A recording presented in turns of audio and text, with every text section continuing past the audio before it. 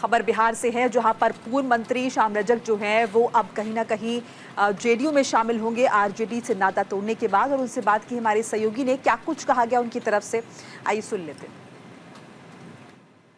बिहार के पूर्व मंत्री श्याम रजक जो आरजेडी से इस्तीफा देने के बाद अब इन्होंने मन बनाया है जनता दल यूनाइटेड के साथ जाने का।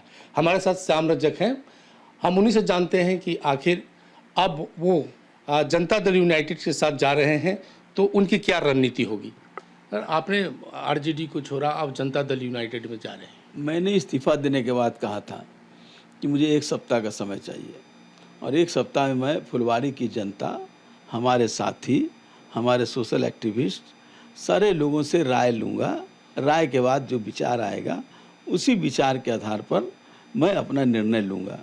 और चंद्रशेखर जी की उस बात को मैं निश्चित रूप से याद रखूँगा अपने निर्णय लेने के लिए, कि वो बराबर कहते थे कि कोई निर्णय लेने के लिए पहले सबसे पीछे पैदान पर जो बैठा हुआ व्यक्ति है उसकी आँखों में मिला करके अपनी आँखें निर्णय लेना कि तुम्हारे निर्णय से उसको खुशी होगी कि नहीं होगी, उसको लाभ होगा कि नहीं होगा। अगर लाभ होगा तुम्हारा निर्णय उचित होगा। एक चीज़ बताइए कि जनता दल यूनाइटेड में आप जा रहे हैं, वहाँ पहले से लोग हैं, आप अपने आप को क्या चाहते हैं वहाँ जनता दल में, क्या पोजीशन आपके होंगे? मुझे कोई पोजीशन की ज़रूरत नहीं है। पोजीशन के लिए राजनीति हम थोड़े करते हैं। मैंने पहले भी कहा था, राजनीति मेरा विजन है, राजनीति कोई मेरा साधन नहीं है। राजनीति को जो मेरा साधक है, जो मेरा विचार है, उसके लिए साधक के रूप में राजनीति लेता हूँ। मैं कोई किसी व्यक्ति से, सब लोग मेरे मित्र हैं, सब लोग को मैं अच्छे रिश्ते रहेंगे। आरजेडी में आपको रहते हुए क्या लगा, कौन लोग बाधक थे जो आप कह रहे हैं जैसे बातें होती? मैं किसी पर व्यक्तिगत टिप्पणी नहीं करूँगा।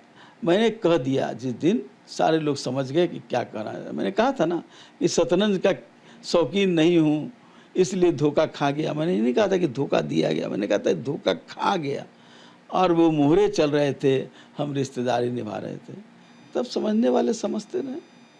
अच्छा, एक मुद्दा और है, आरक्षण को लेकर के एनडीए में भी 2 धरा है, विपक्ष का भी है। क्रीमी लेयर जो एनडीए आरक्षण में है उस पर आपका क्या कहना है? देखिए, क्रीमी लेयर की बात जो है, भारत के संविधान में जब बाबा साहब भीमराव अम्बेडकर ने संविधान लिखा, आरक्षण की वकालत की, पूना पैक्ट के बाद भी आरक्षण का एक पूरा दस्तावेज बना, तो उसमें कहीं आर्थिक जुड़ा हुआ नहीं है, कहीं उसको जीविकोपार्जन से नहीं जुड़ा हुआ आरक्षण।